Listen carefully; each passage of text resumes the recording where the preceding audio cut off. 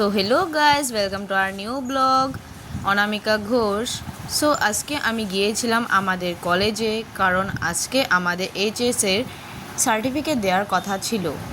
So তোমরা তো দেখতেই পাচ্ছ যে আজকে প্রচণ্ড গরম ছিল, প্রায় 40 সেলসিয়াসেরও উপরে। তো এই তো আমাদের কলেজে আমি এসে পড়লাম। এই হলো আমাদের কলেজের ফার্স্ট গেট, আর এই হলো আমার ফ্রেন্ড রুমা আমার জন্য ওয়েট করছিল। সো কলেজে ঢুকতেই প্রথমে দর্শন করে নিলাম আমাদের মা সরস্বতীকে।